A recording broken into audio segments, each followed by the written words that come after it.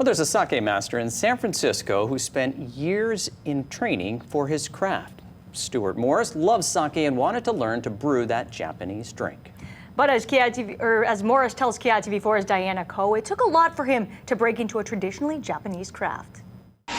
Stuart Morris brews sake at Shindo Sake Brewery in Yamagata Prefecture, one of the top sake producing regions in Japan.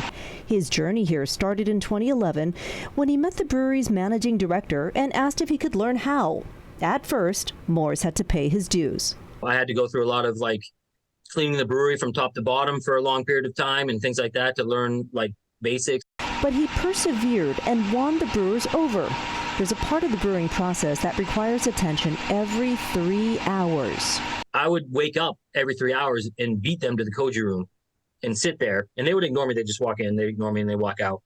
But every 3 hours, I would get up and I would go and I'd wait for them, and they would come in and out. And, things like that show how much you want to do it. And if you're passionate about it, they'll teach you. White men have the most privilege here in America, which you are, and then you go to Japan and you have a heck of a time.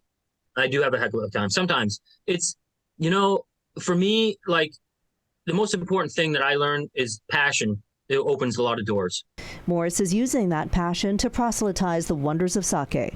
So this is the sake I made. It's called Kurozaimon. It's a daigincho, so a little more elegant in style. It's such a beautiful and elegant beverage. It's so misunderstood here in the United States. You would think that Hawaii being the gateway to the East, this would be the state where the most people would be appreciating sake. Do you find that so? Yeah, I think so. I think actually Hawaii and San Francisco probably have the two best sake cultures in the U.S. Morris is coming to Hawaii to hold a sake pairing dinner at Strip Steak on July 14th. Some of the sakes will be his special private label. We're using some of the sakes that are available at Strip Steak already, so we can kind of promote those. But I'm also bringing in some sakes that aren't available in Hawaii at all. That's something to which sake lovers can say kanpai.